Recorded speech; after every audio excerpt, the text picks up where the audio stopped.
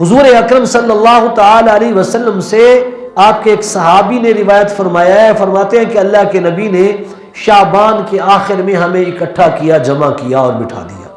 ہم اکٹھے ہو کے بیٹھے تو اللہ کے نبی نے ایک طویل خطبہ دیا، اس میں پند و نصیحت تھے، سمجھانا تھا، تربیت کرنا تھا۔ صحابی رسول فرماتے ہیں ہماری آنکھیں بہہ پڑی، ہم رو پڑے، دل ڈر گئے، کانپ گئے، وجود پر کپ کپی طاری ہو گئی کہ شاید حضور اکرم صلی اللہ تعالی علیہ وسلم ہم سے آخری واعظ فرما رہے ہیں، آخری نصیحت کر رہے ہیں۔ اللہ کے نبی نے ہمیں نصیحت کی بے رمضان آ رہا ہے اور اس کے لیے تیاری شروع کر دو۔ ہم نے رمضان کی تیاری شروع کی، وہ تیاری کوئی مادی شکل میں نہیں تھی بلکہ اپنے آپ کو روحانی طور پر عبادت کے لیے تیار کرنا تھا۔ ہمیں اپنے گھر کی صفائی سے زیادہ اپنے دل و دماغ کی صفائی کرنی ہے۔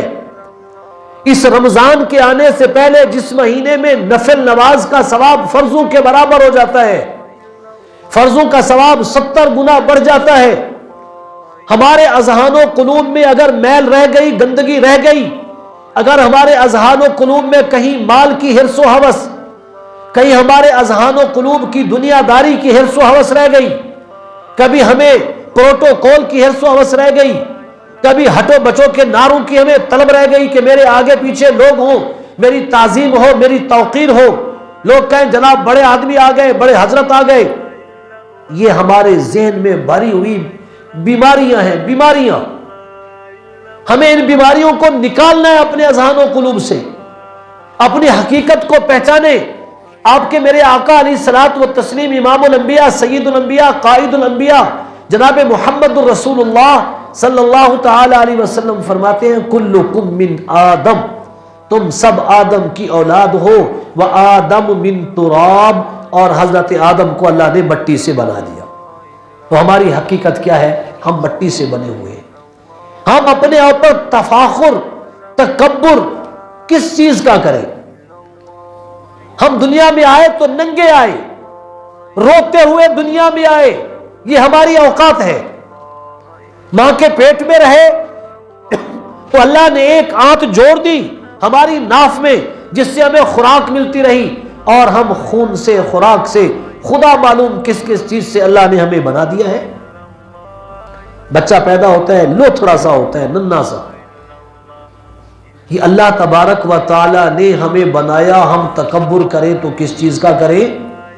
ہم بڑائی کریں تو کس چیز کی کریں؟ ہمارے ذہن میں اگر کبر بھرا ہوا ہے، بڑائی بھری ہوئی ہے، تکبر بھرا ہوا ہے، ہمارے ذہن میں عاجزی نہیں ہے، تو یاد رکھنا تکبر میرے رب کی چادر ہے۔ جس نے اللہ کی چادر پہ ہاتھ ڈالا اللہ اسے ذلیل اور رسوا کر دیتے۔ ہمیں تکبر اور بڑائی کس چیز کی؟ جس نے تکبر کیا نتیجہ کیا نکلا، انجام کیا ہوا؟ ابو جہل جو اپنے آپ کو ابو الحکم کہتا تھا، حکمتوں کا بادشاہ، کہ میں ابو الحکم ہوں، مجھے دانائی میرے پاس ہے، عقل میرے پاس ہے، خرد میرے پاس ہے، میں مکے کا ذہین ترین فطین آدمی ہوں۔ آپ کے میرے آقا علیہ الصلوۃ والتسلیم نے فرمایا یہ ابو جہل ہے، جہالتوں کباب ہے، یہ جاہل ہے، رب کی نشانیوں کو نہیں پہچان سکتا، اللہ کے قوانین کو نہیں پہچان سکتا، اللہ کے مزاج کو نہیں سمجھ سکتا، یہ اللہ کا باغی ہے۔ فرعون نے کہا تھا نا انا ربکم الاعلی، میں تمہارا سب سے بڑا رب ہوں۔ اچھا، سب سے بڑا رب ہے، نتیجہ کیا نکلا؟ اللہ نے پانی کے بھنور میں ایک بھنور میں ڈالا، اس نے کہا آمنت برب ہارون و موسیٰ، میں ہارون اور موسیٰ کے رب پر ایمان لاتا ہوں۔ اللہ قرآن میں فرماتے ہیں الآن، اب وقت گزر چکا ہے۔ کہاں گیا وہ فرعون جو تکبر کرتا تھا؟ جب حضرت موسیٰ نے اسے ڈرایا، خیال کر رب سے مقابلہ کرنے بیٹھا ہے، تو فرعون نے پوچھا حضرت موسیٰ سے کہاں ہے تیرا رب؟ تو حضرت موسیٰ نے کہا میرا رب آسمانوں پہ ہے، عرش پر ہے۔ اچھا، کہاں ہے آسمان؟ اوپر ہے۔ تو فرعون نے بڑے بڑے برج بنوا دیے، اونچے اونچے، اور اپنے تیر اندازوں کو بھیجا کہ جاؤ नऊज़ु बिल्लाह अल-अयाज़ु बिल्लाह कि हज़रत मूसा के रब पे हमला कर दो। अब तीर फेंके आसमान की तरफ बुर्जों पे चढ़ के, तो अल्लाह ने फरिश्तों को हुक्म दिया इनको पकड़ो, इनकी अन्नियों पर नोकों पर खून का निशान लगा दो। वो तीर जब ऊपर से वापस गए तो उस पर खून लगा हुआ था। तो उसने कहा देखो मैंने नऊज़ु बिल्लाह हज़रत मूसा के रब को जख्मी कर दिया है। नमरूद बादशाह, बड़ा बादशाह, तकब्बुर वाला, लंगड़े मच्छर से रब ने मरवा दिया, लंगड़े मच्छर से। नाक में से घुसा, दिमाग में जाके उसने वो फ्लाइट की, वो उड़ा कि नमरूद जैसा शख्स अपने आप को मरवाता था। पहले हाथ से थपकता, तपकी लगाता तो मच्छर बैठ जाता, फिर जोर से मारता थप्पड़, फिर मुक्के मारता, फिर अपने नौकरों को कहता मुझे जूते मारो। जूते खाते खाते नमरूद वासिले जहन्नम हुआ। क्यों? उसने तकब्बुर किया था, रब के मुकाबले में आ गया था, खुदाई का दावा कर बैठा था। मेरे अजीज, मेरे मोहतरम, मेरे बुजुर्ग, हम किस चीज पर तफाखुर और तकब्बुर करें? ये रमजान हमें बताता है कि आजिज़ी अपना ले। सारा दिन भूखे प्यासे रहते हैं, असर के बाद होठों पे पपड़ियां जम जाती हैं, मुंह में जबान चलती नहीं, तिलावत करते हुए, बात करते हुए जबान तालू से चिपक जाती है, और हम बड़े फन्ने खां बने फिरते हैं, हम ये हैं, हम वो हैं। नहीं, याद रखना, हम जो भी हैं महज अल्लाह के फजल से। हमारी हैसियत क्या है कि अल्लाह ने एक कतरे से पैदा किया, रब ने बना दिया, हमें एक जिस्म दे दिया, आंखें दे दी, हाथ पांव दे दिए, कान दे दिए, चलने फिरने को पांव दे दिए, टांगे दे दी, सोचने समझने को अकल दे दी। ये रब की अता है, रब की मेहरबानी है, हमारा कोई कमाल नहीं है। अपने दिल में तकब्बुर लेके बैठा है, इसको निकाल दे। हसद तेरे दिल में है, अल्लाह के नबी फरमाते हैं रमजान से पहले पहले अपने अज़हानो कुलूब की सफाई कर ले, इसको मांझ ले। तेरे दिल पर इंसान होने की हैसियत से जब हम कोई गलती करते हैं, खता करते हैं, तो हमारे दिल पर एक सियाह रंग का नुक्ता लग जाता है।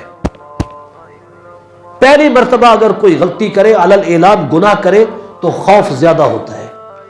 बार में करे फिर खौफ कम हो जाएगा, फिर करे फिर खौफ कम हो जाएगा, फिर करे फिर खौफ कम हो जाएगा, हत्ता कि फिर उस बात का उसे खौफ नहीं होगा, शर्मिंदगी नहीं होगी, उसे गुनाह करने पर फख्र होगा। और उसकी कैफियत यह है, दिल पर एक सियाह नुक्ता लग जाता है।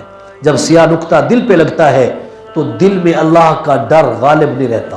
फिर और नुक्ता लगा, फिर और नुक्ता लगा, फिर और नुक्ता लगा, हत्ता के लगते लगते सारा दिल सियाह हो जाता है। फिर गुनाह नहीं लगता, फिर नेकी का शौक खत्म हो जाता है, नफ्से अम्मारा, नफ्से लवामा पे गालिब आ जाता है। अल्लाह ने हर इंसान के अंदर नफ्से अम्मारा भी रख दिया है, जो उसे बुराई का सबक सिखाता है। कुरान मजीद में अल्लाह फरमाते हैं, हजरत यूसुफ ने कहा वमा उबर्रिउ नफ्सी इन्नन नफ्सा लअम्मारतुम बिस्सू इल्ला मा रहिमा रब्बी, कि हर इंसान को गुनाह के ऊपर उसका नफ्स शैतान उभारता है, ये कर ले, ये कर ले, ये कर ले। अब याद रखना, रमजान में अल्लाह शैतान को कैद कर देते, फिर रमजान में गुनाह कर रहा है। अब तो अल्लाह के नबी फरमाते हैं शैतान कैद है। हम कह सकते हैं गैर रमजान में मुझे शैतान ने बरगला दिया, बहका दिया, मैं शैतान के बहकावे में आ गया, मैंने बदजबानी की, बद नजरी की, बद कलामी की, मेरे कानों ने बुरा सुना, मेरे दिलो दिमाग ने बुरा सोचा, मैंने मुंह के जरिए हराम खा लिया, बुरी चीज खा ली, शैतान ने बरगला दिया।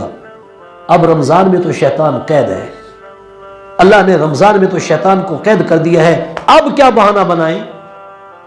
याद रखना, फिर इंसान इतना गुनाह का आदी हो जाता है, इतना गुनाह कर लेता है, अब वो गुनाह का रस्सिया है, वो गुनाह का रस्सिया हो चुका है। उसके दिलो दिमाग, उसका जिस्म गुनाह का आदी हो चुका है, अब उससे गुनाह छोड़ा नहीं जाता। और रमजान रमजुन से निकला है, इसका एक माना जलाना है, जलाना। रमजान में जब हम रोजे की हालत में होते हैं, हम पे कुछ रोजे का असर होता है, प्यास, भूख, थकान गालिब होती है, तो ये रमजुन से है। अल्लाह उसकी वजह से हमारे गुनाहों को जला देते हैं।